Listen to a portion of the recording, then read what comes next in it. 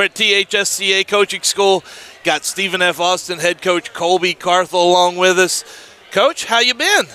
Corey, doing well. Glad to be here, be upright, breathing, and getting ready for football season. Good time of year. It is. This is really kind of a real kickoff. Like, season begins now for everybody because in 2 weeks you start practice. But it's got to be important for you especially. You love a place like this. This is where you feel at home when you're around these high school coaches. Well, I'm Texas born and bred and been here. This will be the 24th year of coaching college football in the great state of Texas, and this is the lifeblood of every program I've ever been a part of is Texas high schools and the THSCA. So this is just a great big fun event. You get to learn a lot of ball, connect with some other people you hadn't seen in a while. Wish everybody good luck. Everybody's undefeated right now, so Yes. Everybody's in a good mood. And Houston's been great. It's been a great convention. It has been. It's been a lot of fun. This is my first, and man, this is amazing. But something else that was amazing. Friday we were at the United Athletic Conference. They unveiled their new logo, and they had a media day at Texas Live. That media day, that venue, it might have changed the game for FCS conferences. You had some fans there. It didn't feel like work at all. It didn't feel like a media day, like you got beat over the head too much, right? We weren't hid away on the second floor of some hotel lobby, Yeah. with just the 20 of us. It was a big-time event. I thought they did a great job there. Matt Wilson, those guys helped put that thing on, and Texas Live, my first time to be there. A bunch of us caught Ranger games while we were in the neighborhood, and they had some big wins. So, but it was a great event, and I thought a great kickoff for our new conference, the football-only United Athletic Conference, and neat logo unveil, and just the excitement around the 10-team league as we kind of combine the WAC and the ASUN. So a lot of big things on the horizon for SFA football and also that conference as a whole moving forward. Oh, definitely. You mentioned Matt Wilson. Nothing happens in Arlington without Matt Wilson. He's the man. He is the man. I tell him that. He don't believe me. He saved me. I got here yesterday, and I had a big meeting. I had to be at 3, and I was going to I couldn't get in my hotel room. They were goodness. booked up, and I saw him in the lobby. He's like, here's my room key. I went up and I changed clothes. That's I awesome. said, you're the man. You take care of everything. That's awesome. You're great, man. Well, I tell you, clothes somewhere. I want to tell you, it's behind the scenes stuff from Media Day the other day. TK Lloyd, you brought him along, and right. What a great kid he is. What a great man he is. He's not a kid. He's a man. What a great man he is. But what he said something to me. He said that Coach Carthel is the personality of the team. I have not. You might disagree, but I have not found anyone that would disagree with that. I think that is a real positive trait. To know that team can they just feed off of you like that. That's got to be a huge advantage. Well, kids are why you get in this business, and it's a ministry to me. It's a way to change lives and just pour into them. And I know there's ups and downs in every season and every career and program, but we've been very, very blessed to have some tremendous student athletes to work with. TK is, he's a poster child of what you'd want to coach. He was at one time district defensive MVP up there at Allen, and he was too short for everybody. And we signed him. We didn't think so, and he's been an all-conference player. Oh, he's amazing. Going into his senior year now, and part of our leadership council, single digit. And, we got so many of them. We do our single digits like Matt Rule did back at Baylor, vote on them. We've got 10 of them. Well, 7 of our single-digit guys going in this year are former walk-ons. Wow. So that tells you something, Corey. We're either going to be really bad. We may not win a game because we've got a bunch of walk-ons, our best players. But I think it speaks volumes of just the buy-in within our program, guys that have come there and just earned their spurs and climbed the ladder, and they pour everything into the program. And I love those kids, and our staff pours into them daily, and I think we got a chance to have a fun season this year. And it's really something that you say, that many walk-ons, because former walk-ons. Former walk-ons, yes, former walk-ons.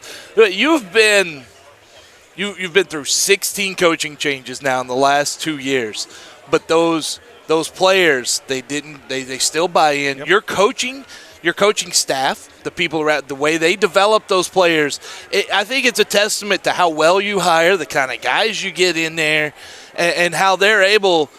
If you get the best, they're going to come get them, right? Mm-hmm. but they're developing guys that are turning into great players for you. Yeah, we've had a lot of transition. It's just that's college football nowadays, but, with a lot of staff turnover. But I think we've learned a lot in the last 18 months, and this year we didn't have a single player that we're counting on that was leaving for greener pastures. I mean, they stuck with the program, and last year was tough. I mean, last year this time I was sitting here with Greg, preseason top 10, but I didn't feel good about it. We lack trust in that team. We lack trust within our staff a little bit, and it was a tough year, and we ended up with a ring. I'm not going to sit up here and complain for winning a conference championship, but we let a few games get away from us, and this year we're on the outside looking in from the top 25, but I'm so confident. It's a quiet confidence, I think, with our program, with our players, and just I can just sense it with our team. There's trust there, and when you get a bunch of guys, we got some great athletes, some great players. We lost some good ones in the NFL and into graduation, but there's a quiet confidence right now out there in the Piney Woods, and I think the Lumberjacks are going to be fun to watch this year. And we've been on a good run. I mean, we're 20-5 in the last 3 years against non-FBS opponents. Is that good? 800% winning percentage. I mean, I think it's pretty good, and brought a championship home, been in the playoffs. But I firmly believe our best days are ahead, and there's going to be some fun times with the Lumberjacks in the near future. Last year you guys started. It was a slow start. It took a while to get things together, some pieces together. But like you said, it didn't stop you guys. But you were still in the WAC championship game that we're not allowed to call it that. But what are they going to do? Fire me? Yeah. Yeah. It was for the WAC championship. It was for the WAC championship. Why can't we call it that? and you took that championship. And to celebrate the smiles on the field, being down there. And by the way, I still tell people I don't appreciate the wet hug. Down there. You stand too close when I'm excited. I'm just glad I kept my shirt on. But you just the joy around because they had been through so much from back to. You and I talk about that first game at Baylor. We were both there. Yep. I think both of us are like, that was a good starting point to see. And to see where you are now, you guys got rings on your fingers. That's an incredible – and it's short. That was 2018, 2019. That's 2019. We were playing 37 freshmen against Matt Rule and the Sugar Bowl-bound Baylor Bears. And we scored on them 3 times, But – we've overcome – so SFA has been a very, very tough job, a tough program to turn around, and that's where, my hat's off, and I appreciate the players so much because we've been through the suspension, the NCAA trouble from the previous regime, and then COVID, and going through that, and scholarship reductions. And this is our first year. We're off probation. We get 63 scholarships. We got a full, barrels are loaded, and just – going through what we've gone through and been so close, 21, been in the playoffs and won a WAC championship, and I'm just there's a lot left. There's a lot of meat left on the bone, and we got some hungry Lumberjacks and in a fan base that's behind us, and so it's I'm really excited. Joining the UT system is big for us. I mean, big for our university, and I think going to be huge for our program. Just show me the money. I mean it.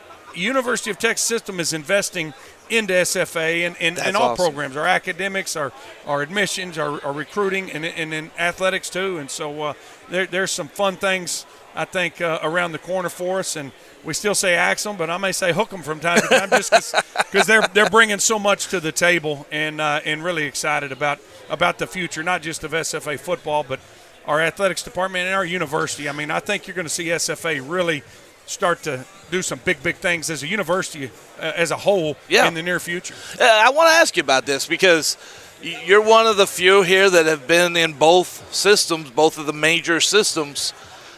Recently, you were at Texas A&M Commerce, and now you've been independent. You've seen the independent life and the system life. There is a belief around the non-FBS world that you have to be a member of a system to survive. Is it that big a difference for them? I don't think you have to be in a system to survive, but you need to be in a system to thrive.